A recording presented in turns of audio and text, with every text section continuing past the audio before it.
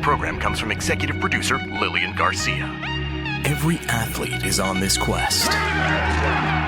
Every performer dives in head first, battling real-life challenges and overcoming obstacles in an effort to make their dreams reality.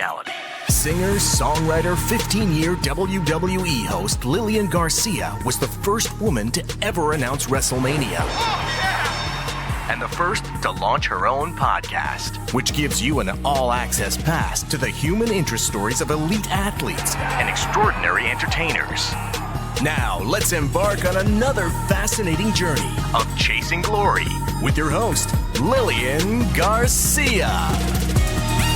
Hey guys, welcome. Welcome to my CG squad out there. Welcome to Chasing Glory. It's always glorious to have you guys here. Guys, we have a big celebration because we just surpassed the 4 million download mark. That's right. We've had over 4 million downloads of Chasing Glory in over just a year's time, which is all because of you. I appreciate you guys spreading the word to your friends and spreading the word, on Twitter like you're doing and letting just strangers know about the show and recommending all the episodes that you're recommending. So thanks to you. We are going up and all over the place. And thanks for following the show at Chasing Glory Podcast on Instagram, at Lilian Garcia on Instagram and Twitter, and that's spelled Lilian, one L in the middle.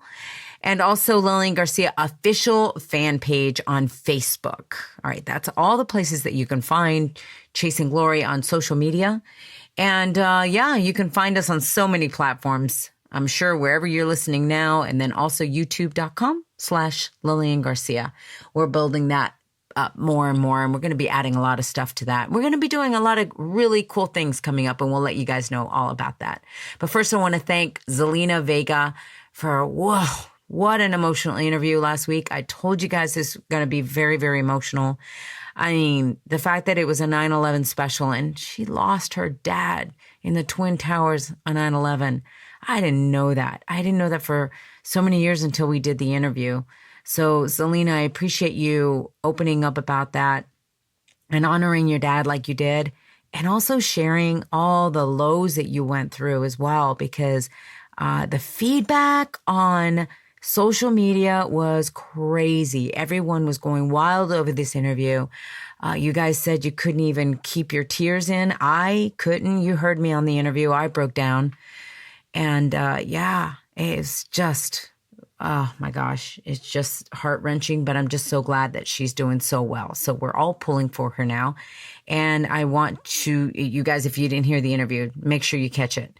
All right. So before we go on to today's interview, which I'm really excited about, I did want to go ahead and read from Apple Podcasts one of the reviews that you guys sent. Actually, I got a couple of reviews. This first one says, love the podcast. I absolutely love it. All of the WWE superstars and celebrities have come on the show, open up like no one else. Love hearing Lilian and her positive attitude, and can feel the positive vibes come through her podcast. I've been a subscriber from day one. Well, Shanister 1974, thank you so much for subscribing to the show from day one. That's phenomenal. That's exciting. And yeah, I try to keep a positive attitude as much as I can. Sometimes, guess what? I'm challenged too. Sometimes things are not flowing like I would be hoping that they would flow. And so I go, why? Why is this happening? I always want to look at the silver lining. I always want to find one because it always makes me feel better. Well, I told you guys about the fact that we had a mold issue in our home. My husband and I, we moved out for 80 days and we moved back in. We thought everything was fine. I remember coming on the air telling you guys, yay, I'm back at the house. Well, we were both feeling sick again. So we had the place tested by one of our guys through homeadvisors.com, by the way. If you're wondering how to test, you can go there and just put in your zip code and they find you somebody. But anyway, lo and behold, they found 13 counts of mold in our bedroom. That's crazy.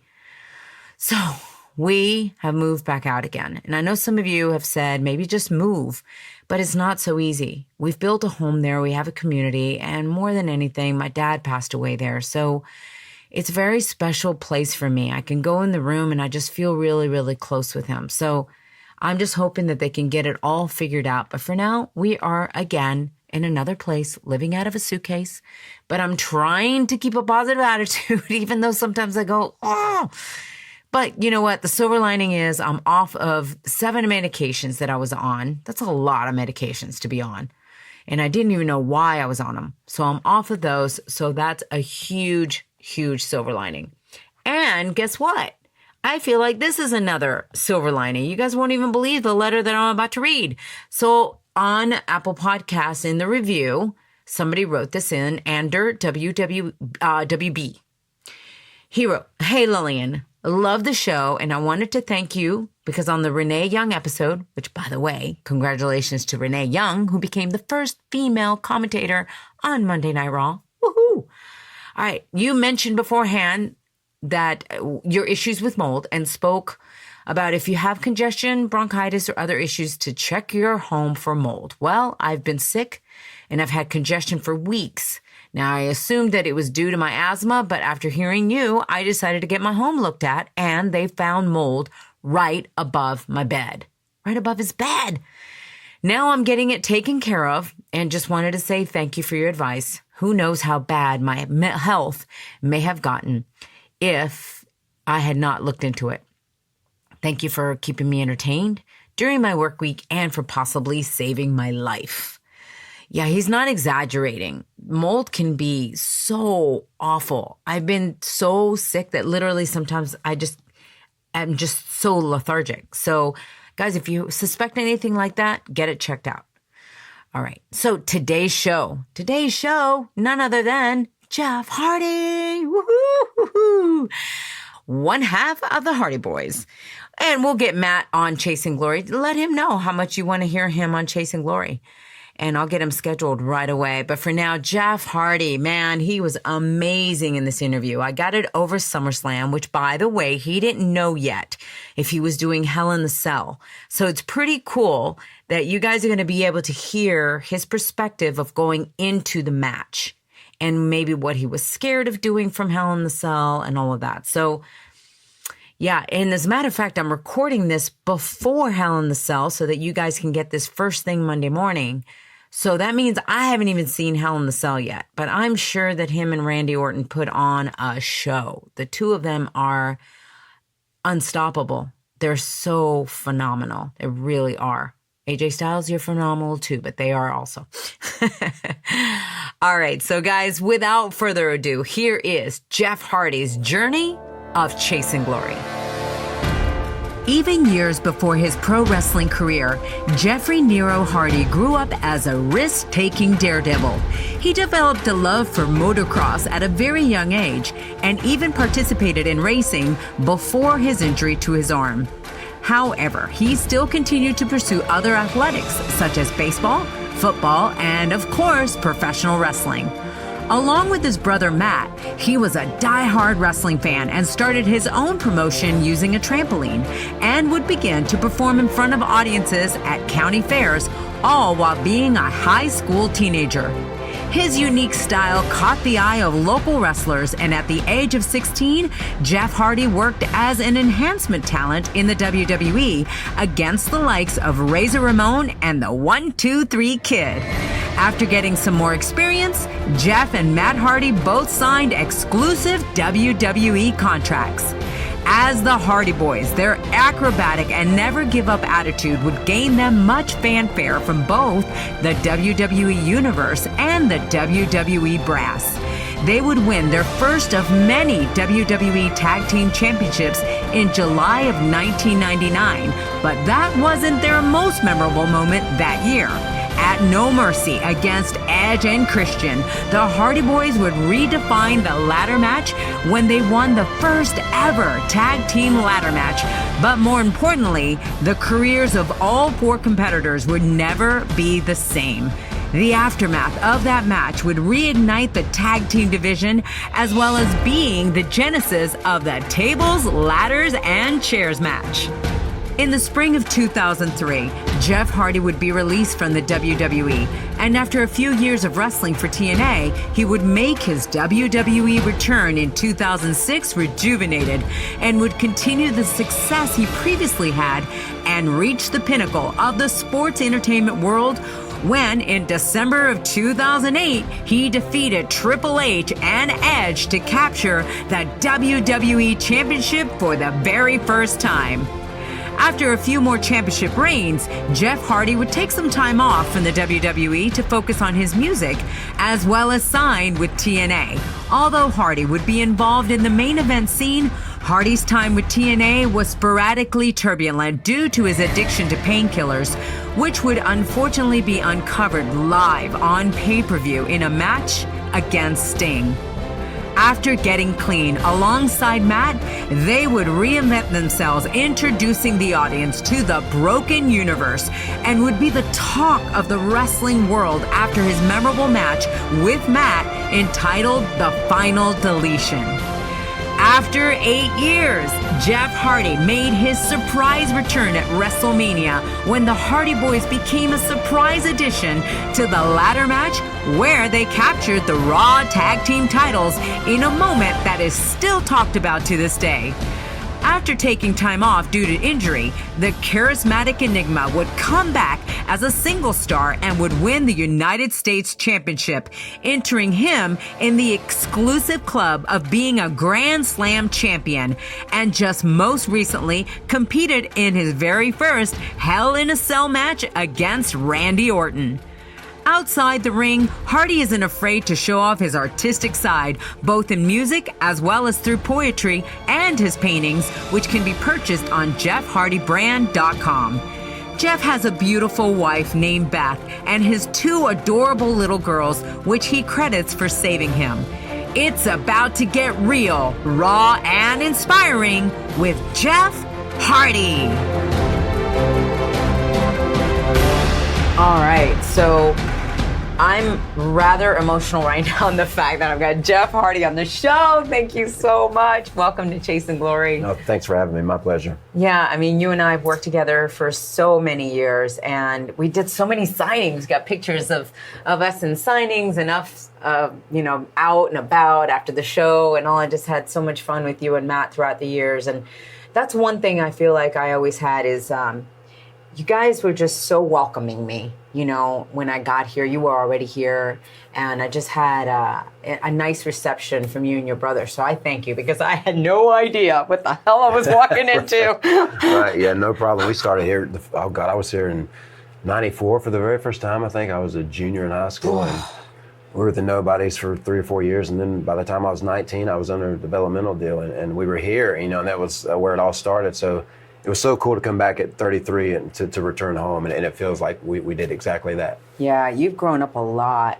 For sure. Right, throughout the years. For sure, oh yeah. What a way to grow up on the road, right? Like to grow up in this business and everything like that. And I do want to, before I ask you and get to know you a little bit in your backstory, what was it like for you when you returned to WrestleMania? I'd already left the company, but they'd invited me back. I did autograph signings, and I was actually in the box along with a lot of, the people that were here that whole weekend.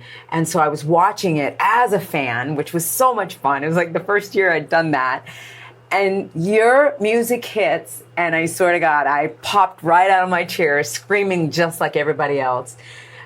How was that for you? I was super nervous, and in the distance we could hear the delete chants, because we had started that whole thing in TNA, the Broken Universe, and it got really big, and we could hear the delete chants, and it was like 70-some thousand people. We're going, oh, it's about to happen. And that whole month of March leading up to that night was just incredibly stressful, because we were holding a secret, and that can be hard to stay in time, But we worked with Ring of Honor for that whole month, and then the night before WrestleMania, we had a crazy ladder match with the Young Bucks to where they won the titles from us, and did a 5-hour appearance that day of Mania, telling everybody we're going to catch the first flight to Raleigh after that signing and all that stuff. But then after all that was over, coming through that curtain, and it finally it happened and hit us like it's my favorite moment of my career by far. Really? When people ask me that, the swantons and the ladder matches, I mean, there's some highlights there, but that's by far the best. Yeah, and I saw your special on 24, which we'll talk, which was so incredibly impactful and just so real, raw, right? But I always say, like, my whole thing here, real, raw, inspiring. And that's what I got out of that too, with everything. But I remember that they showed you guys backstage and how you were pacing, man.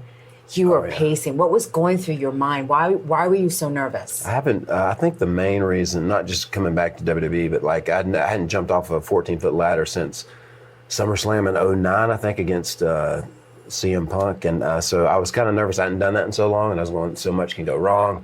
Am I going to be all right? I'm going to try to break 2 ladders. I think I was most nervous about that. But after we went through the curtain, everything was normal again. It was crazy. It all went away, and it's what I was born to do. And that rush of climbing up to that ladder and then looking at the crowd and doing my hand signs, it's just like when you succeed on a big motocross jump. When you survive it and don't get seriously injured. Yeah. So overall, I think I was most nervous about that because it had been so long since I jumped off a ladder that high. Wow. And you never probably thought twice about that before then, right? Like, of all the things that you've done, you just, especially when you're in your 20s, right? You're like, I got this. For sure, yeah. And I guess I just wanted everything to be as close to perfect as possible with that match. And we were out there the Wednesday before, came in real early, secretly, met with those guys, and so we had it down and went out there right when the bell rung and all that. So yeah, I was glad it was over after it was over. But man, Michael Hayes said, "Jeff, try breathing," and damn if it didn't work. I remember that. Yeah. He's like, "Just breathe, buddy." Oh yeah, because I wasn't breathing good at all. Then I started in through your nose, out through your mouth. It's crazy how you can still get nervous after all the matches that you've done. It's the best kind of nervous, though, man. And I always say this because when people ask me why I do what I do, fear in a sick kind of way is part of the fun. When you succeed and make it and are okay. I mean, it's just such a great payoff. Yeah. Do you still get past that now? I'm talking about just going out there, these matches. Do you still get nervous? Do you still have that adrenaline rush? Do you still have the passion for it that you always did? I do, yeah. And the butterflies are with me every night. I mean, even at the live events, because I honestly wrestle each match like it might be my last. I'm a big believer in that, just cherish every day. And I think a big reason for that is I have 2 girls now, 2 daughters, along with Beth still, which you know well. Yeah. And so we are just 7 and 2, man. And my oldest daughter, Ruby, is loving wrestling now. She loves Randy Orton, loves AJ Styles, And I think that's in the back of my mind. I'm going, okay, I got to try to, tame myself a little bit here. At the same time, I still want to be the best Jeff Hardy I possibly can be at 40 years of age. But so far, so good. I had rotator cuff surgery. And September 18th, after August 31st, when I turned 40, is when my shoulder popped. And I was like, oh gosh, my first serious injury in pro wrestling. So in a way, I was like, I'm very blessed, to have been going for 25 years or something and never been hurt seriously in the ring. But so far so good since that, and I've been trying, and I do a lot more stretching and yoga style, exercising now. So I think that's going to take me a long way. I was just going to say, I bet now you realize as your body gets older too, it's because of all the abuse you've put it through. I'm sure these years, your body goes, let me remind you that you are now 40 years old. Right, yeah, for sure. Right? And it did that a few months ago. I was just eating breakfast, sitting on a hard stool in the airport. We had a group flight or something. And I sat there for a while, and I got up, and my back started bugging me real bad. And then on the flight, it got really bad. Oh, no. And I was on my tiptoes trying to walk, getting off the flight. Naturally, we had a show that night, so I went to the local chiropractor somewhere in Texas, and he did what he could, but it bugged me, for about 4 weeks. Wow. So I was freaking out there for a while, and it was just out of nowhere. I didn't do it one exact thing that caused it. But it's just one of those things, as you get older, stuff like that happens. Yeah, but I bet you now with the yoga stuff. That's going to help me a lot, yeah, because I was kind of slacking on that before that happened. And I was just doing cardio, not taking time to stretch. And that's one thing about Rob Van Dam. Oh my gosh, back in the day when we worked together, he would stretch. You've probably seen him for hours. Hours. And no wonder he's got that longevity. And people would talk to him, what are you doing, buddy? Gumby. I always for call sure. him Gumby. Right? I would never stretch or do hardly anything. So now I got my little routine I do before each match every night, and it's gonna help me out big time. So if you were ever in a position where they said you didn't know that you were, let's say your match gets bumped up or something, and they said, we need you right now, would you still take that, or would you say, guys, no, I need to stretch? If I had to go, I would go, if it was that kind of a rush. But yeah, most, that's so important to do. So hopefully that never happens. I'm never pressured to do that. Yeah, because that could be a tough situation, but you gotta be careful. Like it's that decision, right? Right then and there. Like, sure, damn, if I say yes and then I get hurt, then it's on me. Yeah, one thing with me, I guess, and it comes from the motocross background because I used to race and I wanted to be a pro so bad, but it was so expensive.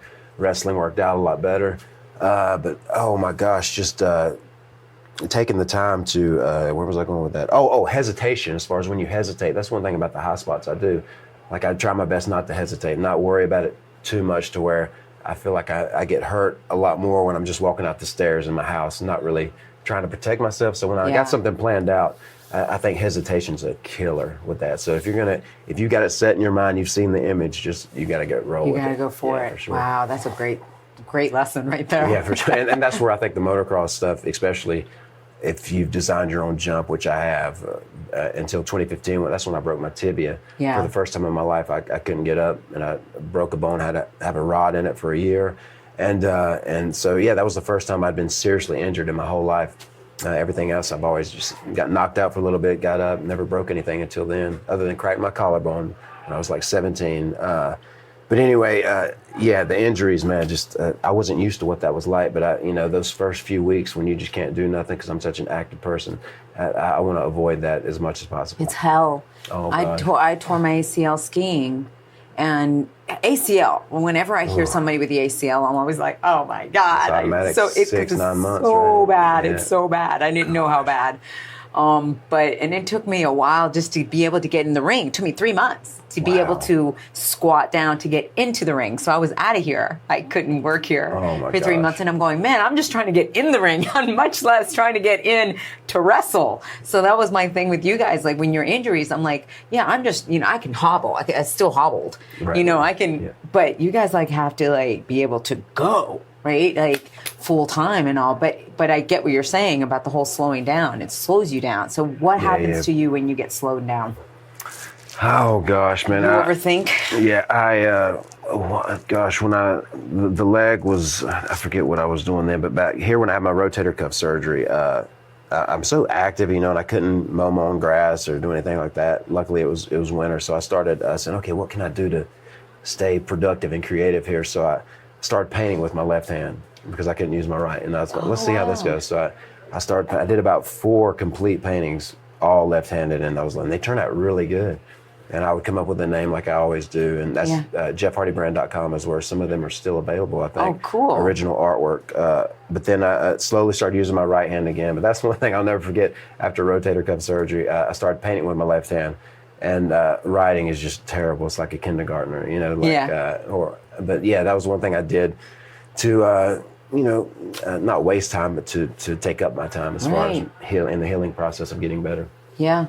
And did that help you as well because I know that you've said sometimes you overthink or that there's things that are in your mind, right? Tell me about that. I think Eddie Vedder said it best, and I forget the name. I think it was I forget the name of the song, but it's I think my thoughts are too big for my size, and I feel like that so much. And that's when people try to not really talk me out of it, but if they don't feel it's possible, they say, okay, now maybe let's just hold off on that one for now, to where I'm going, I know it's possible. You're talking about possible to move?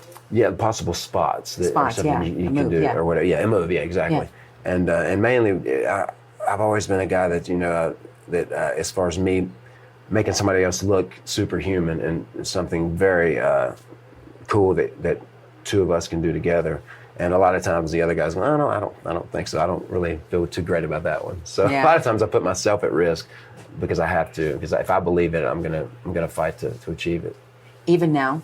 Even now, still, yeah, with little things, and but nothing extremely crazy. And I just found out I might be in a Hell in a Cell match coming up soon. And that's all I've been talking about in interviews. And naturally, we know Shane McMahon, what he's done. And naturally, everybody thinks I'm going to want to do something similar, which I've talked about. Of course, I would love to do a swanton off the Hell in a Cell to the floor before I'm done. But now, after going through that back pain, a few months ago, I'm going, I don't know if it might not be that important for me to do, because if something does go wrong. So now I'm kind of torn.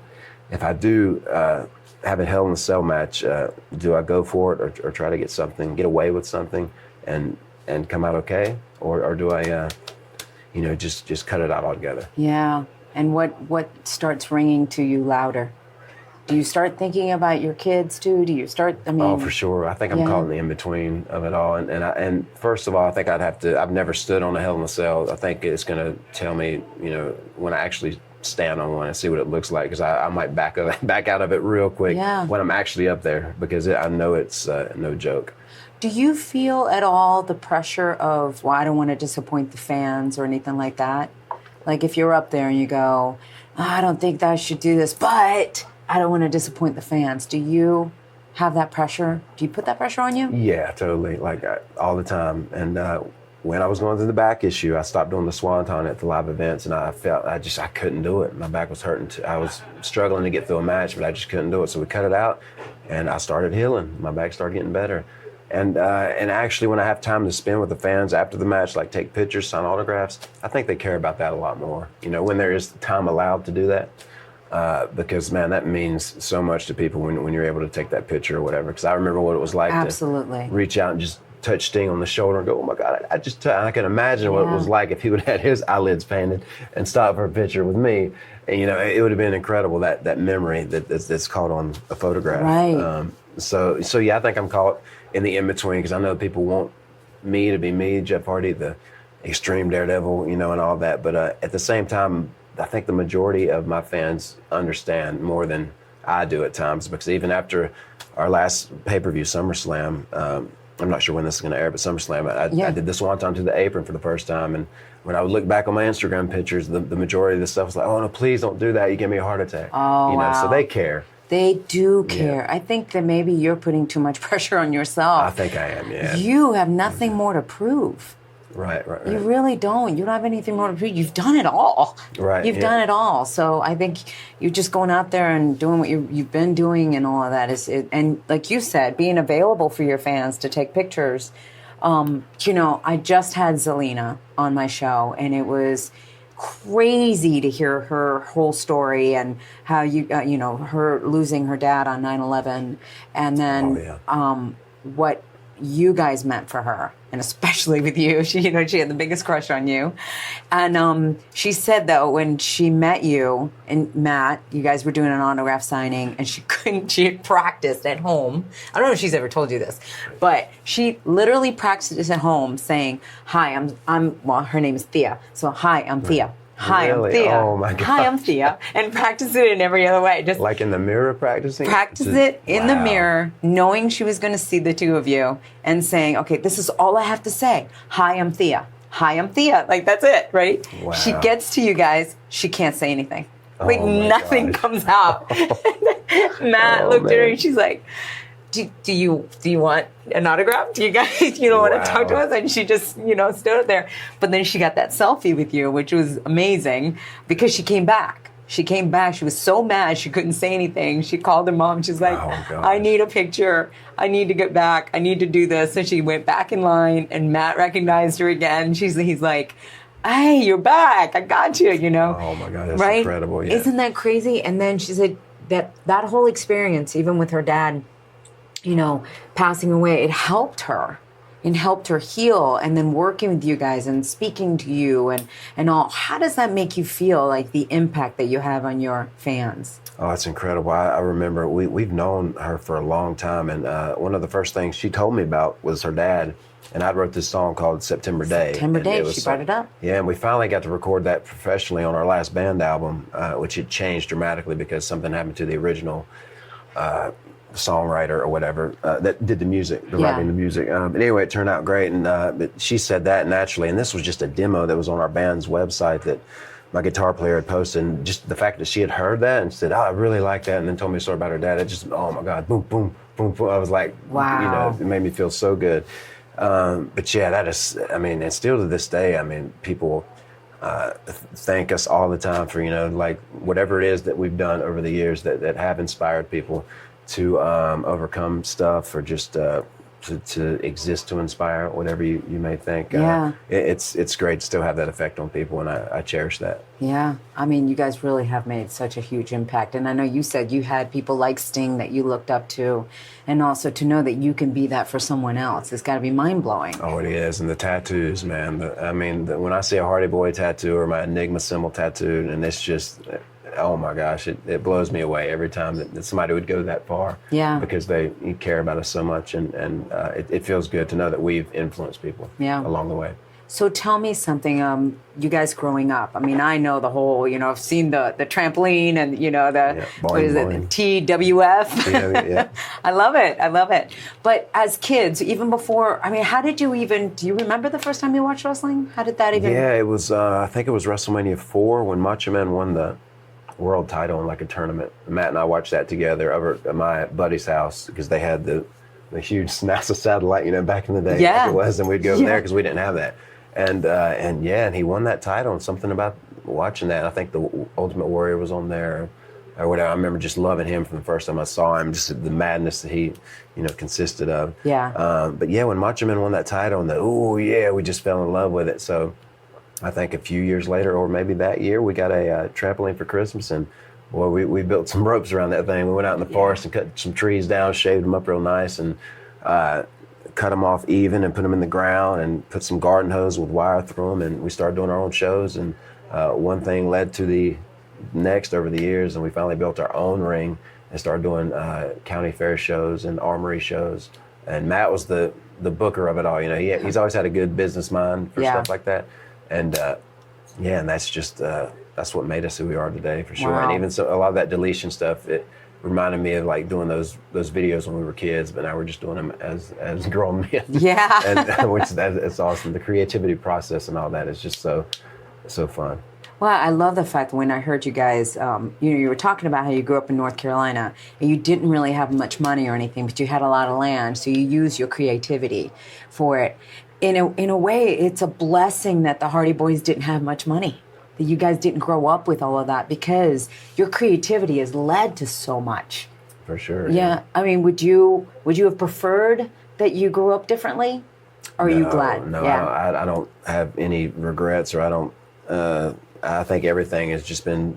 We've been so lucky and blessed in our lives, and to grow up without that. Our dad. I mean, still to this day, he's taught me so much about responsibility with money, and if you're gonna buy something, you save up that money and you pay for it right there. And I think Matt and I both. I mean, that helped us out a lot along the way, so we never found ourselves in debt or whatever. So, and everything's been real good. And we both worked our butts off. I was a landscaper and he was a pine straw guy, and trying to book in our shows around when he was raking pine straw or recycling cans or something. So we had to work. And I think growing up farming tobacco, like I was, gosh, my daughter asked me about this the other day, because we still got a couple tobacco barns on our property, and she was asking me what is that? What did y'all use those for? And I explained the whole process of farming tobacco, and like I was in there at 6 years old, picking up leaves, Really? Like they had us in there right away, and that it just went from stage to stage. So you eventually started hanging tobacco, like sewing it when you put it on the sticks, or if it was a bulk barn, the other the way it works. But then eventually driving the tractor was the main job, the most responsible job to get. And we went through that whole process of that, and I'll never forget how hard that was, but what a lesson taught, for sure. What a lesson taught. What was your favorite part of all the jobs that you, first of all, what are some of the jobs that you held? Just tobacco farming and landscaping is all I've ever. I worked at a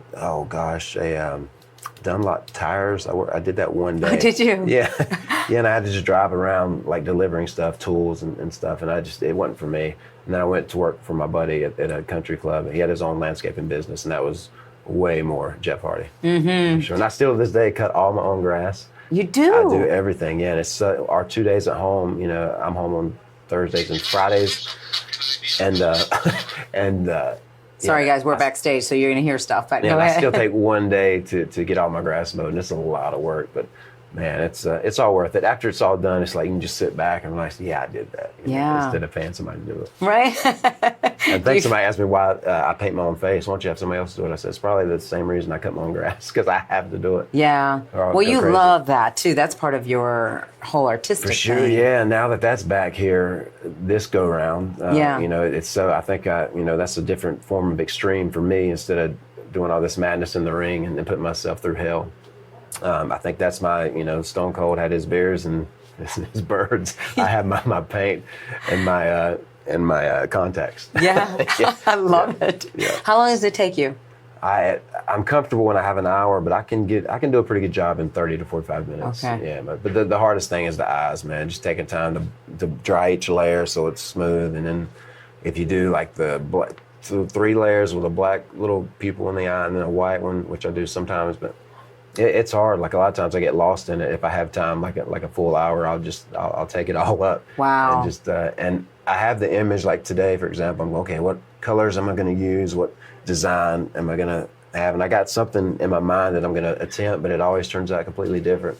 And I think that's what's cool about it. Same thing with me painting on canvas. Yeah. Like I see something, I say, I know I can paint this, and then it always comes out different, but still, that's what makes it super unique. Do you still try it with your left hand anymore? Paint with your left hand as far as on canvas or anything? I haven't. No, we've been so busy here, you know, with the schedule. So I think I'm done with that until I have like another. Hopefully, I never have another rotator cuff surgery, but until I, you know, some time off. Yeah, right, exactly. Some planned time off. Right. Yeah, for sure. All right, so you guys are growing up and you're really close with your dad the whole time? Yes. Yeah. Mm-hmm. Now, I know you lost your mom at 9, yes, right? When you were 9 years old? Matt was 12, 13. Oh, you were 12, okay. No, Matt was. I was. Oh, 9. Matt, got it. Yeah, I was 9, yep. So, brain cancer, right? Yeah, brain tumor, yeah, for sure. I was, they were picking us up from school one day and she was having bad headaches. And naturally, I wasn't old enough to really understand like a bad headache or what might be possible in this scenario, but they got so bad they naturally had to go to the hospital. My dad took her to the hospital, and then we found out, sure enough, it was a brain tumor.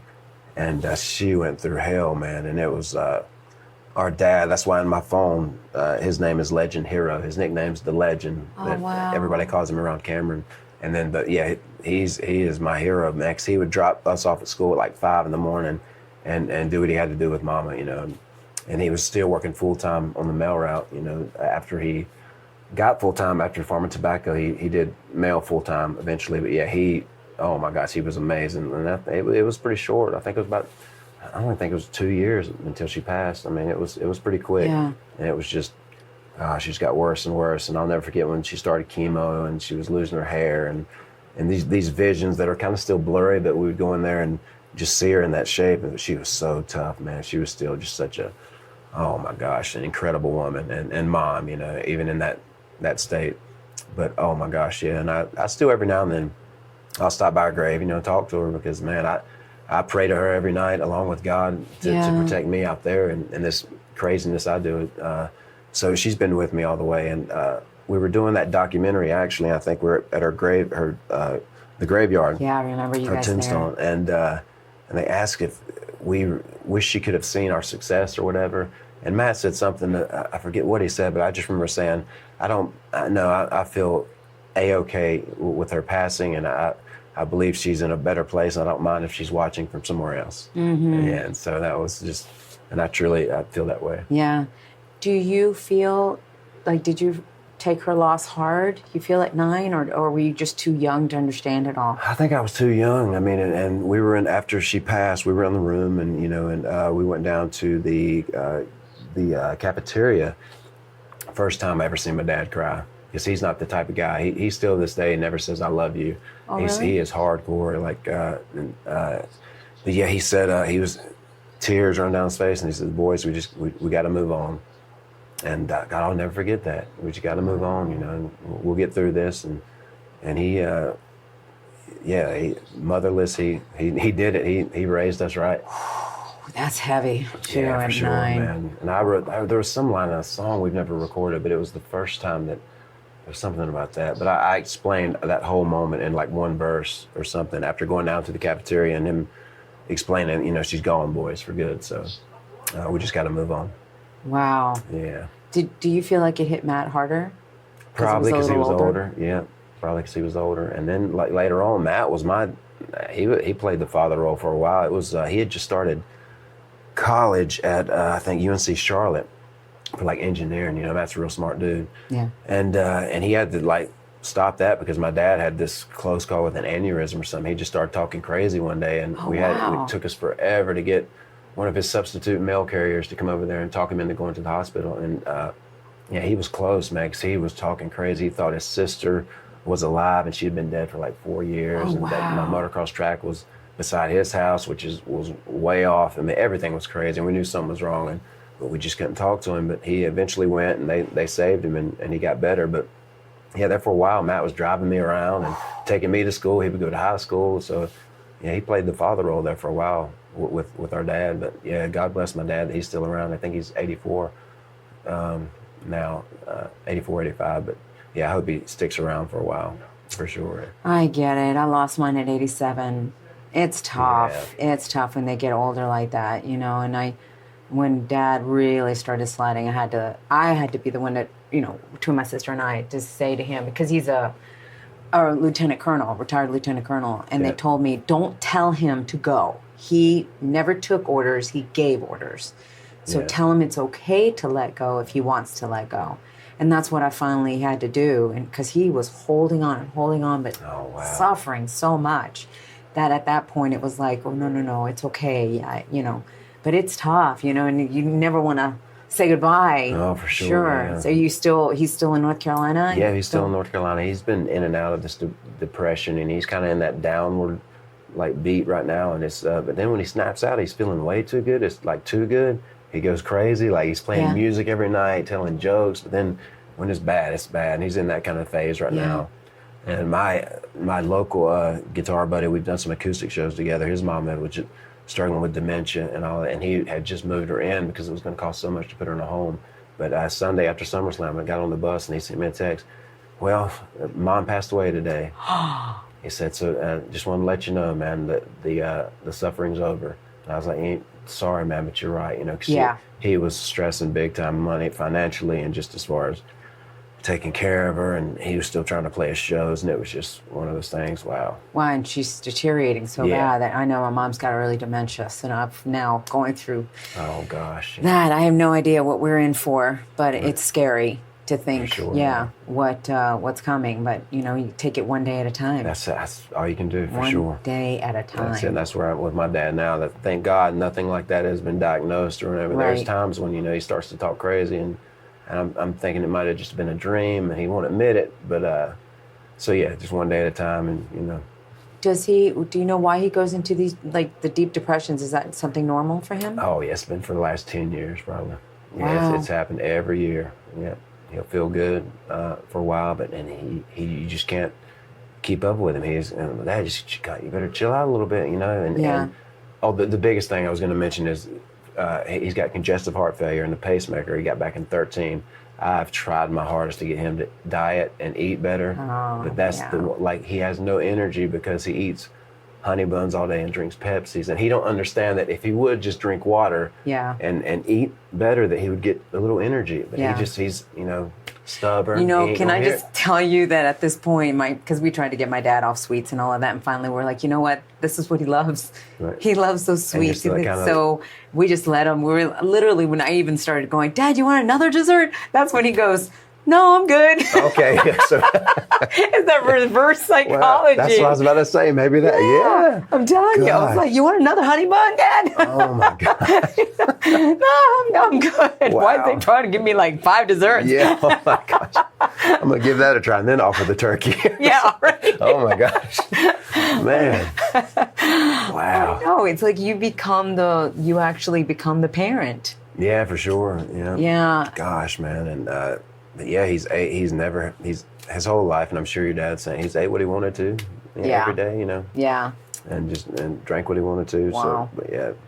So before when you got in here, I mean, tell me if you can remember you getting signed. How did that whole thing come about? Yeah, I was actually at Wood Lake Country Club landscaping, and we worked, you know, long days, you know, because it was just me and my buddy, and we had a few people, but we were the main guys, and all these big contract jobs, and it was one of the biggest jobs of the week, and I was just worn out. I was going, oh my goodness, this is so hard. I probably didn't get a lot of sleep the night before or something. I was just so tired, and I was like, man, I wish I could just go home and rest. But we got a call, and I think it was Jim Ross, and he said, hey, we're going to give you boys a contract. I didn't, as my friend was my boss, but I kind of dreaded that day because I knew it was going to hurt his business. Because I was like his right-hand man, getting the jobs done. And sorry, but see ya. when he came back to me, I was so excited. I said, no, sorry, man. We just got a deal, man. We're going to be with the WWE. And oh, damn, I hate to hear that one. I mean, I love to hear that. I'm so proud of you, but damn, I don't know what I'm going to do, And I felt so bad. So I think I had like a week or so just to work with him again. And then we started that, the dojo or something. And it was go from that moment on. Yeah. So, I was landscaping doing that. And I just remember knowing it was going to happen when we were being the nobodies against the superstars, and I remember thinking, silently thinking to myself before we would go out, I'm going to make somebody remember me tonight. I'm going to do something that's going to exist in these people's minds, and they're going to remember me. And I think I always knew it was going to happen, but the moment it did happen was like, wow. Here we go. Like it's really happening. Yeah, here for we sure. go. Yeah. And I can't imagine though that you, like looking back now, that you thought part of it was going to look the way it's ended up looking. Like, what did you not see coming? Gosh, I don't know, because at first it was just so, being on TV and WWE Superstars and these young hip dudes out here, young, healthy. I didn't know how it would catch up with you so fast or beat you down so fast if you let it. And I was a prime time example of that. I just got to the point, I think after we signed a 5-year deal, and I think 3 years in or something like that, I started getting, carried away with abuse, pills and that was because of the pain, because of what you guys were putting your bodies through. Yeah, and then you just kind of get lost in that. And I would, one thing about me and drugs, like I've never experienced withdrawals, so I don't know what that's like. Still to this day? Yeah, never have. Wow. And I don't know if I guess I'm just lucky because I talked to Matt about it a lot, because I saw him go through them, and I was like, well, this is real, because just because the way I am, I was so far sick and feverish, and it blew me away to actually see somebody like that, because I didn't know. My God, I had to take Vicodin for my knee, and I went through the withdrawal just getting off the Vicodin for my knee. Yeah. God. 10 days, felt horrible. I was so depressed. It was depression. And I said, my God, I now know why people get hooked on pills. Wow. Because you can't take the freaking withdrawal, because I was so sad and so depressed. So I get that. So it's wild to me that you never got the withdrawal. Yeah, wow. Never did. I would take pills for a while, and then I would stop for a month or so, and it's just crazy. And then I would naturally start it again. And so ever since 21, 22, we didn't even drink until I think I was 21 or 22. I never drank in high school. That was my invincible power. I thought, along with Matt too, we believed in, that was bad, for your body, for your faith, for your luck, for everything. Until we got on the road, and that's when we naturally just started kind of, experimenting, right. with things, and it just I got carried away with it. So at first you're doing it for the pain. The pain goes away, but then why did you keep adding? Did you like the high? I think so, and I think it's just that whole, more sociable when I'm high, I guess, is the way you would describe it. Because you're quieter. Yeah, I'm a very quiet person, always have been, but I think that's probably the main reason, just around crowds and stuff. It just made me more open and want to talk more. Yeah, that is something that I've known about you, is more of the quiet. Where does that come from? Were you born that way? Do you feel like you've always been a little shyer? I think it must be from my mom, that I never got to know her that well. So I think I might have got it from her, because I think Matt, as far as being sociable, is more like my dad, when it comes to communication. So you think that from not knowing her, because I was asking you earlier if you felt like a loss with her, but you might have been too young. But now looking back, you feel like maybe her death quieted you down? Is that what you're saying? I don't know. I just think if I would have got to know her better than I did, naturally we all would know. But I think I'm more like her in that aspect of life as far as this being shy. And because was she shy? I don't know. That's what I don't know because I didn't really know her that well. Did you ask your dad? Yeah, I've tried. He tells me stories and everything, but yeah, I'm not sure how she. I just know she was a great athlete. Went to Campbell College, played all kinds of sports, and was a great mom. But as far as knowing her as a teenager, which we before puberty or whatever that was when she passed in my life, it's just I don't know. It's strange, but yeah, I just think I'm a lot like her, and I just don't. I didn't know it, or we didn't know it together as humans. But now I believe in that still to this day that I get some kind of weird power from her. So. The shyness, when you say that you like the way that you were able to kind of break out and be a little less shy on pills and stuff like that, do you look back and feel like your shyness, like it bothered you in some ways? I don't think so, but when you start taking pills for pain, and then that leads to you want to take them to feel good, and then that leads to like an everyday kind of habit. That I always knew that I was wrong and I was abusing them, but I was like, I'll eventually stop, because I'll go weeks without it, and because like I said before, I've never experienced a withdrawal from any drug. I don't know what that's like, and maybe that's just what it is about me that led me to 2009 after I left, and I was taking pills heavy when I left here in 2009, and it was kind of well hid, and then 2-3 weeks later. After I left is when I got arrested for opioid actually trafficking because I was taking so many and I was ordering them illegally and got busted. And to this day, I still, I'm kind of thankful that happened because I think it could have very well saved my life because I knew I was to the point where if I would take like 8 or 12 at one time to the point of throwing up just because I couldn't get, my tolerance was so high. And I was like, what am I doing to myself? Oh my God. But I kept doing it until I got arrested and I was scared as hell, and I still to this day, that felony haunts me, as far as international travel, it's extremely hard at times. And although I'm way better now and luckily TNA hired me after that, and I was able to wrestle there for, 7 years and that helped me out big time because that was an ongoing thing for about 2 years before I was convicted. And talk about just stress and just, wow. So that made me stop, and I think if that hadn't made me stop, I might have been stopped I might be with my mom, Yeah, but you say TNA helped you, yet you were still doing drugs while you were in TNA. Somas, yeah. I'd laid off the Vicodin completely, but Somas, you could still get them. They wasn't a controlled substance yet, and that thing with Sting, Somas.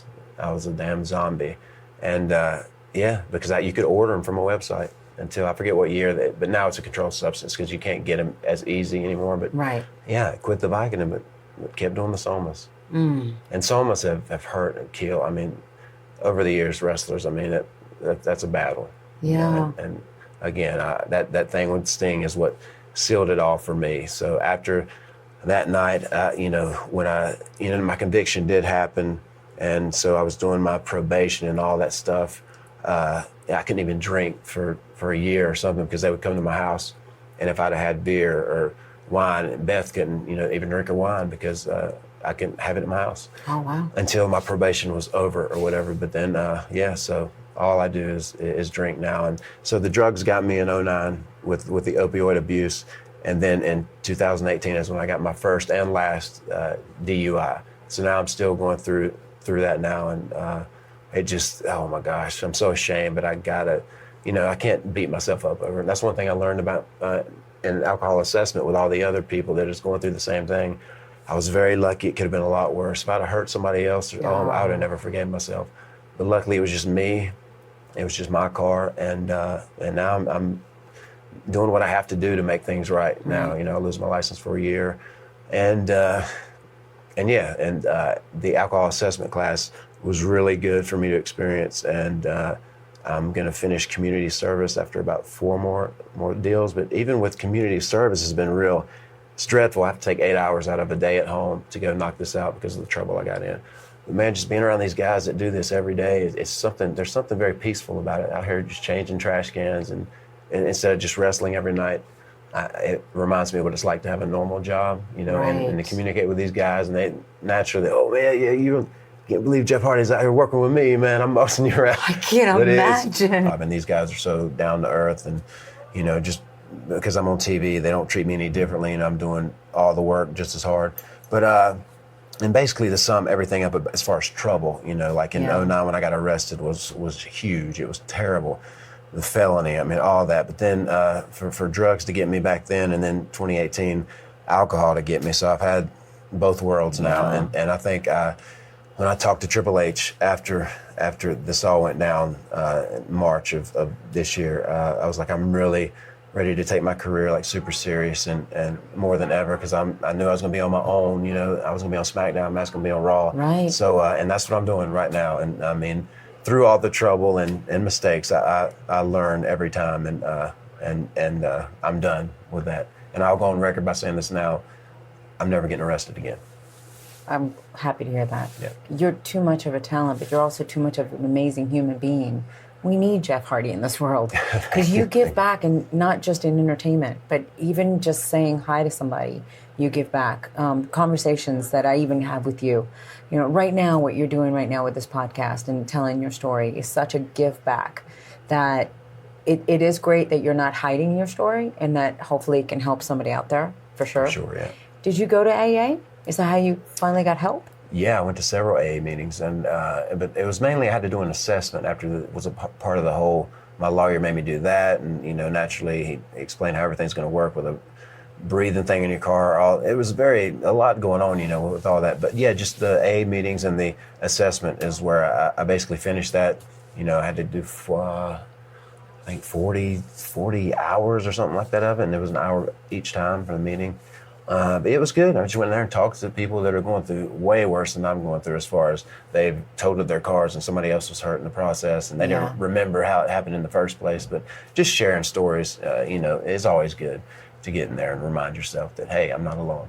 But what do you think has worked this time? Because you've been in this situation before, and it wasn't rock bottom yet. What do you think has worked this time where you were really serious, where you're like, that's it, like I'm literally like not doing drugs and alcohol?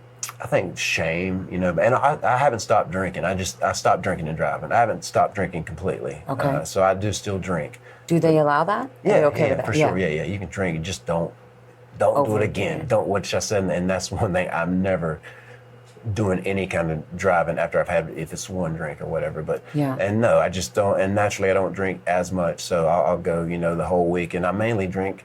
I like to drink before I sing now. It's just one of the things I need to get over, because I know I don't need it, but still in my mind I'm going, I just need, I'm so nervous, you know, and I have done a few without it and they've been fine, but I always feel like it's a little better, and I know it's, you know, shallow or whatever, but but as far as that, it is in total control, and sadly the DUI helped me with that, you know. You don't have to stop completely. You're not that kind of person, or you can't control this, and I will. And eventually I'm going to stop altogether, you know, because as we get older, you know, your heart's one muscle that never heals or can't rebuild itself. So if you do too much damage to it, right. I mean, you're in for it. It's crazy how even now I can have, if I have 2 glasses of wine, I feel horrible the next day. Right, yeah. Tolerance, the older we're getting, it's like, yeah, my liver's probably going, nope. Right, yeah, for sure. Yeah, do you feel that as you're getting older, like the alcohol is like, oh, this just doesn't feel good anymore? For sure, yeah, especially when you do have that experience. You wake up in the morning and it's like, well, my head, however you explain it, is kind of just not right, and you feel kind of not as energetic all day or whatever. It's like, why did I even do that in the first place, you know?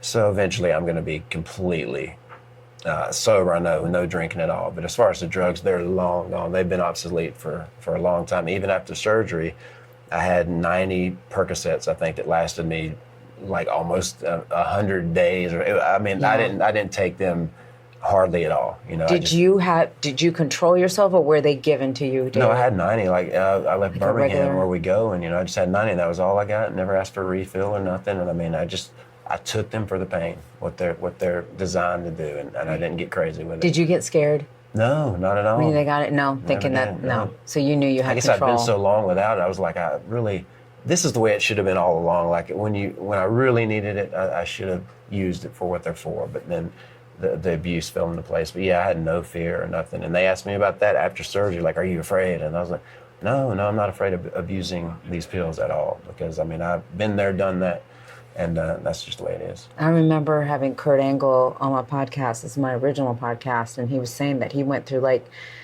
60-something Vicodin a day.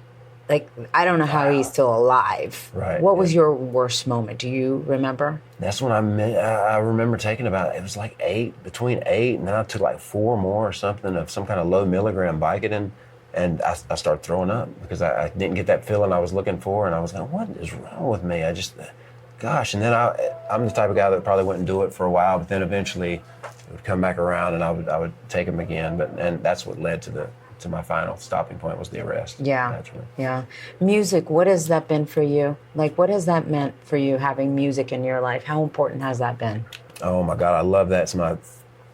I'm so passionate about it, and I'm actually getting out in front of people and singing now with my full band and my buddy who I mentioned earlier, doing some acoustic stuff, and cover songs have helped me a lot. I used to be always against that, but I started doing some covers and Jeff Hardy-fying them, and making them my own. It's been so fun. I think it's opened my mind more as far as original music to write, because we've got a lot of new projects in the works, and I'm not sure what's next with this crazy WWE schedule, but ultimately that's something I'm always going to do, just like painting. And whether I'm successful or not, it's just something I love and I need for my life, did you have a love for music more than wrestling, or were they equal? Or do you wish that your music career would have gone off as big as your wrestling career? I think my love for music now is stronger than ever, because I want to do my best to succeed in some form. Like the way it was when we first made it here, like I was all about it, in total, complete love with pro wrestling. And that's why, we did make it. And so that's how I feel about music now. I just want to prove to myself I can eventually do something with the fans that kind of dig it. I mean, I think I got that kind of a following that I could actually make a little bit of a living off of it eventually. But right now I'm in the fighting stages of trying to stay, financially and not putting too much into it to where I'm not totally losing a lot of money. But, as you know, it costs, man, especially getting a band to a venue and then getting everybody paid. It is, oh my gosh. That's why you need the management and all that. So, I won't quit. I'll always do that, whether it could just be in front of, my family for that matter, because I love singing and I want to get better. I remember seeing you in the stands where you would be actually writing. You're like trying to write songs and all of that. And so I've always seen it be a part of you, for sure, like self-expression. Oh, for sure. And when I started, like, poetry just turned into songwriting. And because the grunge movement really changed me. Like, I was a hip hop guy until like the grunge movement, Nirvana, Pearl Jam, and Stone Temple Pilots. It changed my life. I mean, I just fell in love with 10, Pearl Jam's first album. Yeah. And to this day, they're my favorite band. And it changed me, man, my whole outlook on everything. But I love all genres.